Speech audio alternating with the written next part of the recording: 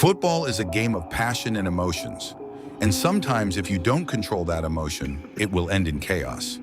This is the story of how a football match that was supposed to be simple and entertaining ended the lives of two people.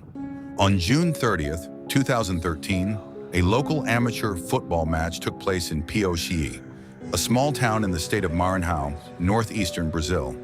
The referee for the match was Otávio Jordão da Silva, a 20-year-old who regularly officiated local games. What was meant to be a routine fixture would become a national tragedy. As the game progressed, tensions rose following a series of fouls.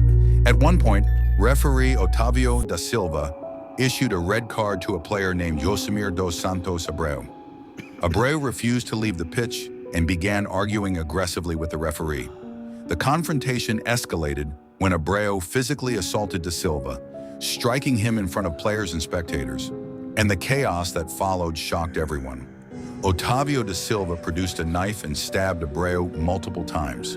The injured player was rushed towards a medical facility, but died before receiving treatment. At this point, the match was effectively over, but the violence was not. When news spread that Abreu had died, spectators, many of whom were friends and relatives of the player, became enraged. A group of people stormed the pitch and attacked the referee. According to police reports and eyewitness accounts, Otávio da Silva was beaten and killed by the crowd. The violence escalated further in a display of mob vengeance that shocked even seasoned investigators. His body was mutilated and his severed head was placed on a stick near the field. Authorities later described the scene as one of the most disturbing examples of mob justice in modern Brazilian sports history. Local police were called to the scene, but by the time they arrived, both men were dead. Investigators emphasized that two separate crimes had occurred: the killing of Josimir dos Santos Abreu by the referee and the lynching and murder of Otávio Jordão da Silva by members of the crowd. At least one suspect was arrested in connection with the mob killing. Brazilian authorities publicly condemned the violence, stating that no act of anger or revenge could justify what occurred. The incident made international headlines and reignited discussions in Brazil about violence in amateur sports, lack of security at local matches, the dangers of vigilantism and mob justice. Football federations and local authorities called for improved security measures and better conflict management training for referees. And here are my thoughts.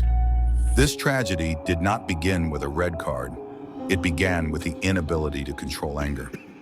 Two lives were lost that day, not because of the rules of football, but because violence replaced reason at every step. One crime led to another, each escalating until justice was no longer possible. What I have learned from this story so far is that when individuals take justice into their own hands, everyone loses. Law exists to prevent revenge, not enable it. Without restraint, even a game meant to unite people can become a catalyst for irreversible tragedy. This case remains a reminder that no decision, no insult, and no moment of anger is worth a human life. If you like crime stories like this, subscribe to the channel, like the video, and turn on your notification bell so as to not miss a video when I upload. Stay safe, stay smart, and I'll see you on the next one.